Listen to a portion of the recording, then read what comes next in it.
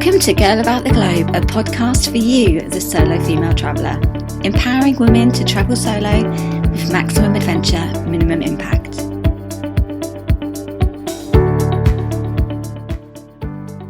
Welcome to a dose of inspiration for the solo traveller. Today we are talking about Malta, and I'm joined by Dee Matthews, who's originally from England and has travelled and lived in Malta and Gozo for 14 months. Hi Dee, thank you for joining me today. Hello, it's a pleasure. So before we start talking about Malta and Gozo, can you just tell us a little bit about your background? I'm from the UK, from England. I worked in UK casinos for many, many years, over 30 years. And I've travelled quite a lot, but mainly in Europe. Been to the States twice, Morocco once, and that's it. The rest of my travel has been in Europe. I've got a few Maltese friends who live in the UK, but I've been friends with those for years and years, but strangely I'd never been over to Malta until I just went a few years ago. I absolutely loved it. At that point then, I considered moving there, but obviously because I always kind of wanted to live abroad by the sea and, a warm climate and all that sort of thing.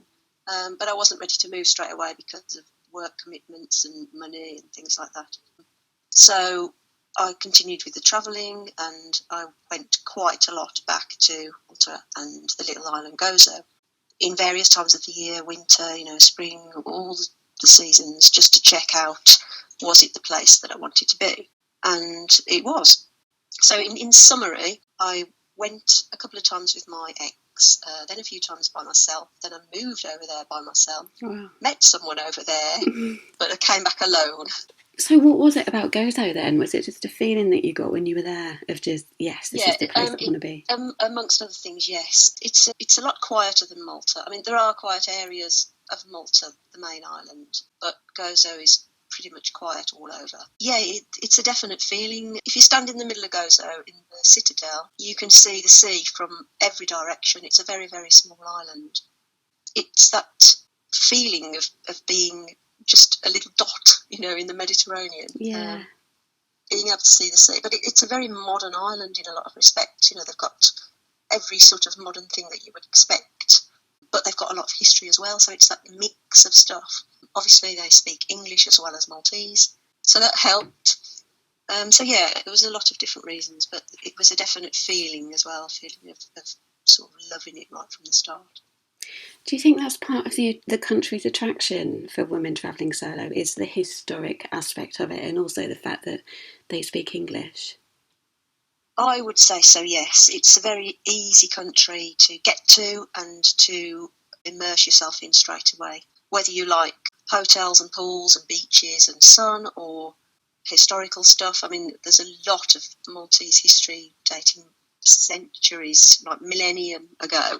They like to celebrate that history. There's lots of various places you can go to, museums, historical centres, and also Malta experience places where you go and you watch a 3D film and you have air and water blasted at you as part of this experience.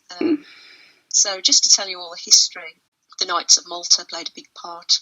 Valletta was built by one of the Knights of Malta, Jean de Valletta. Yeah, it has a lot of history, and that was a big draw for me, going there for that.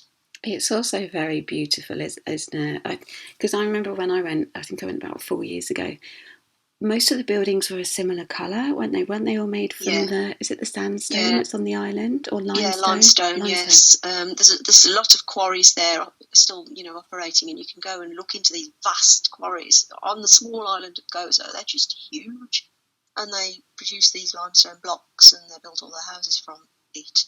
A lot of these houses are centuries old. Did you meet many other people when you were there? Did you meet any other women that had either moved there by themselves or were travelling there? Yes. I didn't meet many visitors, tourists. I would think that they may spend most of their time on Malta itself. There was a couple that I met on the way over from Malta to Gozo on the ferry. But in general, no, I didn't really meet that many tourists, but I did meet a lot of single people who lived there, who'd been living there for a fair few years. So Gozo is actually one of the islands, isn't it? You have to take a boat, don't you? Is it about half an hour from Malta, or a little bit less? It's about just less than half an hour, unless it's stormy and then it goes the long round. And in between Malta and Gozo is another island called Camino. No one really lives on that island. There was a hotel there, but I think it's closed down now, maybe for refurbishment, I'm not quite sure. But so that's the really, really small island. And there's another very, very, very tiny island called Filfla, but no one lives on that island. Can you visit that one? I'm not sure. I don't think can. I think maybe private charter a boat or something you might be able to, but there's no normal passenger stuff there. Because Gozo is such a beautiful island, isn't it? When I went there, I did a day trip across to Gozo and then just got the boat back. How long would you suggest that people could spend in Gozo? There's this thing that goes around saying you can do Gozo in half a day. Well, I don't agree with that. I think you need at least 3 days. Okay. I'd like to say if you can make it longer, make it longer.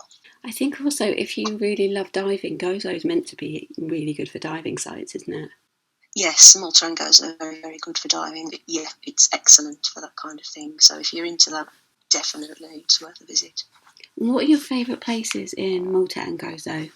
The capital, Victoria, has a place called the Citadel. It's this massive fortified edifice in the middle of the island. You can see it for miles around. They light it up at night from the outside. It's just so inspiring. Apparently years and years and years ago, when Gozo was invaded by various other nationalities, the whole population of Gozo was ordered to spend overnight in the Citadel every night in the invading season to keep them safe. It's fantastic. It's got museums, it's got a cathedral in there, or you can just walk around. It's got a couple of cafes, some shops, some underground grain storage. You can go exploring them, and they used it for shelters in the war as well. The beaches are lovely. There's some of them are really busy. Ramla Bay in Gozo is the busiest beach. It's the biggest and widest, sandiest beach. And so obviously everyone goes there. The buses are always packed in the summer. What else could I think of that's good in Gozo? I went to Medina. Yes, that's in Malta. That used to be the old capital of Malta before Valletta. It's called the Silent City, but it's not really silent, but it is very quiet. Yeah, it's beautiful. Cars aren't supposed to be allowed, but there are certain cars that are allowed. But in general, you can't just drive in there. And that's very historical as well. Loads of restaurants and cafes, because it's this sitting outdoors cafe culture. And lots of little winding alleys where you can quite easily get lost. The same in Victoria, in Gozo as well, and you have that. Okay. Lots of little winding alleyways. Valletta's different. There aren't so many winding alleyways in Valletta because it was constructed on a grid system. So there's sort of a lot of vertical road. So you never really can get lost in Valletta. Not like you can in Victoria. That's good. Are there any hidden gems in the country that you think people should definitely see? Yeah, I don't know. Hidden gems is a bit weird thing to say, but they're quite well publicised. But bear in mind, there's a lot of churches. It's a Catholic country. It used to be 98% Catholic, and they all follow the religion, go to church, and they enjoy the feasts. So there's the main cathedral in Gozo, but I would recommend above that, in Gozo, there's a village called Shokia. I've heard of that one, yeah. And there's a big domed church in there. It's supposed to be the third biggest unsupported dome in the world, I think. Wow. It's a contested third place, but it's well worth a visit. It's only cost about €3 to go up there, so it's well, if you get to there, go up, because you've got views all around. See the sea and you can see everything. Brilliant. And it's just really interesting. What other hidden gems? The beaches, the quieter beaches, if you can access them, some of them you can just drive to, but others of them you can only go by foot. There's a beach called San Blas. You have to go down a very, very steep hill. Consequently, you have to come up a very steep hill on the way back. But it's a quieter beach because of it. There's another beach called Mjar Igini, which was the beach used when Angelina Jolie and another male co-star filmed something by the sea or something. Oh, okay. And that was cool. That was filmed there. But that's not frequented so much by tourists because they find it difficult to get down there. That's another steep hill. And you can drive down there, but there's very, very limited parking. And there's a way to get there, walking down the country lanes and across the hills and down some steps built into the rock. So that's a sort of secret way to get there. But consequently, it's quieter, and it's a small bay, and it's just really nice for swimming. Fantastic. Malta's film industry and attracting overseas filming is very, very big. But more recently, Game of Thrones, the first season of Game of Thrones, where Daenerys gets married to the Dothraki in Juera in Gozo, with the backdrop of what used to be the Azure window, a big sort of rock archway. Yeah, it's gone So now, if you watch isn't the it? wedding, you can see the archway in the background, which has now crashed into the sea. I know, that's such a shame. Yeah, that happened 3 years ago. I'm really glad that I was there before when I saw it. Yeah, but the area still, the area of Juera is still really well worth a visit. And also in that area is what's called the Inland Sea, a watery tunnel that leads out to the main ocean, and you can take a boat ride in and out of this tunnel. Ah. And how were you perceived there when you travelled there solo? Did you find the locals quite friendly? Yeah, the locals are very friendly. Yeah, they can be quite abrupt sometimes. For instance, if you go into a shop, instead of saying, "Hi, can I help you?" they'll just go, "Yes." I've been told that it's because they're thinking in Maltese, they're translating to English, and that's how it comes out. Yeah, it comes out quite direct. It doesn't happen everywhere, and in Malta, not quite so much, because they seem to have sorted out their customer service. But yeah, but apart from that, yes, they're very, very friendly. Malta's a really good place to visit any time of year, isn't it? Because there's so many different museums and UNESCO ruins as well, and they're also very cultural, aren't they? So they have quite a lot of cultural festivals in the different, I don't know if they're called boroughs or in the little different towns. Each one has just the towns and villages. They celebrate. They have the festa of their saints that belongs to the church. They have a special date for this festa. Not only that, they have all sorts of other activities, like the honey and bee festival, for instance, those types of things. They have lots of craftspeople there. And I used to go to this craft fair and sell stuff there. But there's lots and lots of other craft fairs all over Malta and Gozo. They have themed weeks like Valentine's Week and Easter Week. There's a place in the middle of Victoria in Gozo called Villa Rundle. It's just like a park, a very well kept park that lots of people go to, and they sometimes have music events on there. They have stalls sometimes selling food or whatever. It's just a really nice place to go to. Oh, fantastic.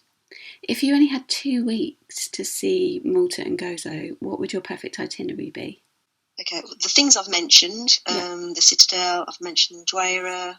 I would go to as many small villages as possible because they've all got their own little character. The domed church, I would definitely try and do that. Also, there's another domed church in Malta called Mosta Dome. That's worth a visit. Of course, Valletta. You can't go to Malta and not go to Valletta. It's beautiful at night there as well, isn't it? Brilliant city. It's a really, really good city. And plus, also from Valletta, you can go on a ferry. One way you can go to Slima, which is very, very built up, but it's got loads of shopping there. So, all the designer labels and everything is in Slima. Or you can get a ferry the other way and go to the Three Cities. It's more traditional over there. You can just go around the winding lanes and just have a bit of an explore. And there's all forts and all over the place around that area. Mdina, that we said before, the old capital. I try to go to a place called Marsa Schlock. It's an old fishing village. It's got a busy market, I think, on Sundays. It can be very, very crowded. However, it's still worth going. I wouldn't drive there. It's ridiculous to try and drive there. Okay. Get a bus there. The harbour there has got the old style Maltese fishing boats, lots and lots of them. It's very photogenic, Instagrammable, as they say now. So for that, it's well worth a visit. There's loads of restaurants, and it's worth an afternoon there, probably, I would say. And you mentioned before about taking the bus. Is that the easiest way to get around? Yeah, it's quite easy to hire a car. I mean, I haven't actually driven over there. But yeah, there's a lot of buses. They all seem to, on Malta itself, they start from Valletta, the majority of them. There's a massive bus terminus in Valletta, and they go all out over the island. In Malta, they can get quite crowded. in the busier areas. So quite often you can be waiting for a bus and one sails past, full up, and then you have to wait for another one. In Gozo, there's a good bus system there as well. They all start from Victoria and they go out to the villages and then back again. Each bus runs every hour. Okay. And they're not so crowded, only the ones to Ramla Bay in the summer. And the ferries, are they quite regular? Do they run year-round from Malta to Gozo? Yes, they do. They run every 45 minutes. Good, isn't it?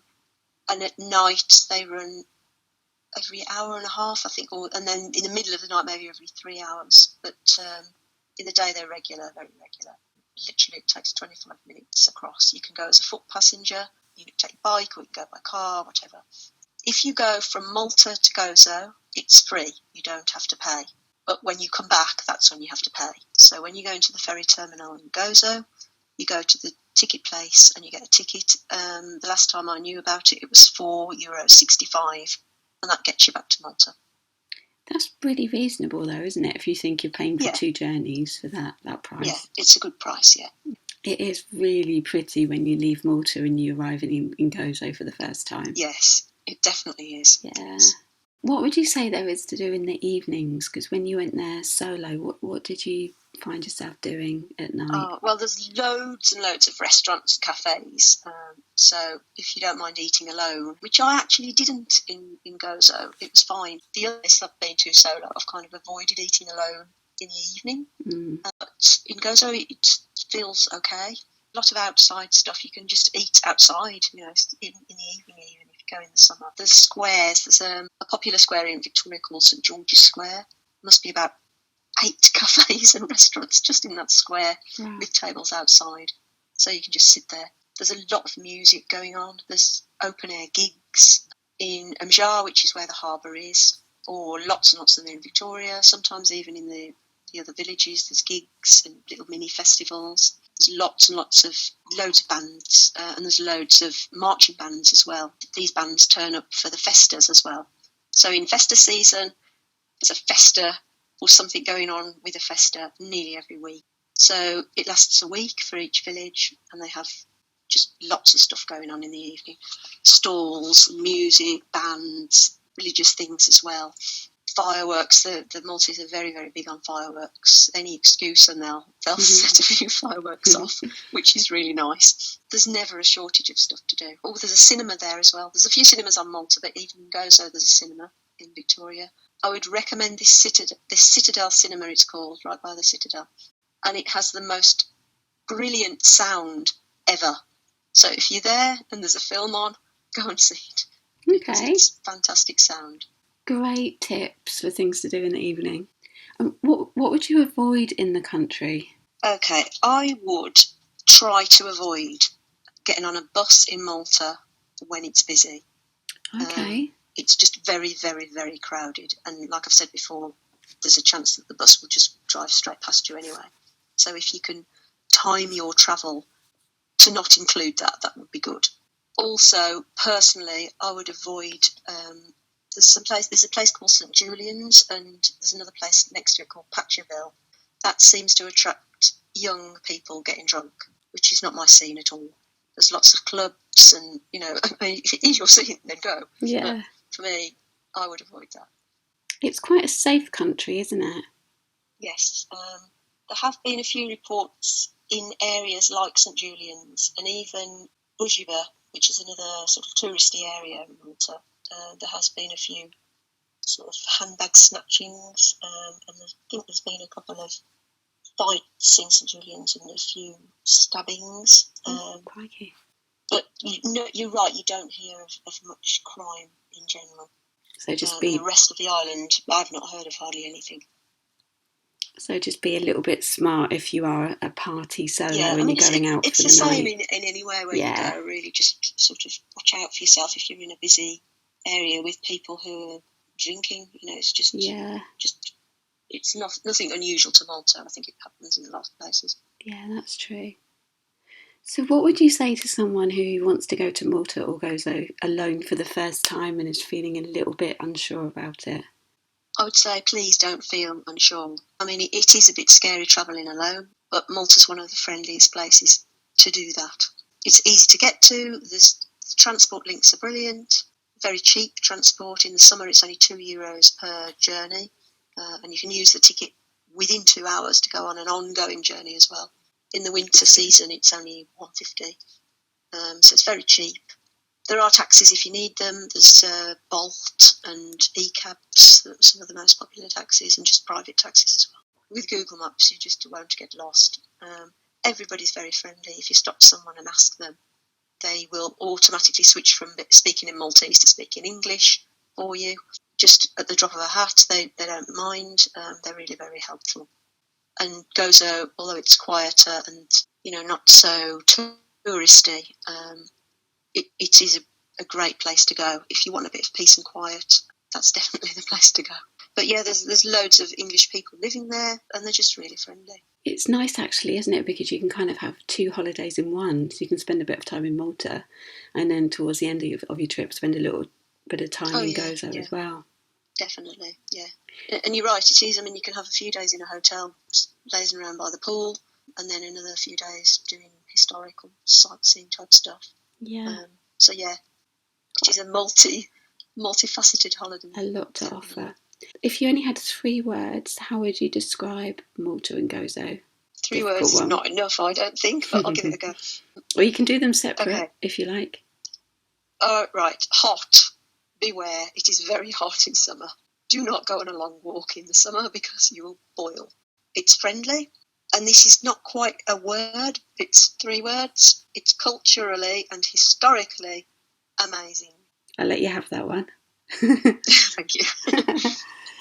Fantastic. And just before we just start wrapping up, is there anything else that you'd like to add that we haven't covered? I'll definitely go there again. Fantastic. Thank you so much for joining me today, Dee, and for transporting us to Malta.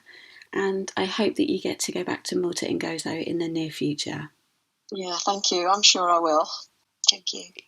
And you can discover how to travel solo to Malta with our Solo Travel in Malta guide on the Girl About the Globe website. See you soon for another edition of the Girl About the Globe podcast.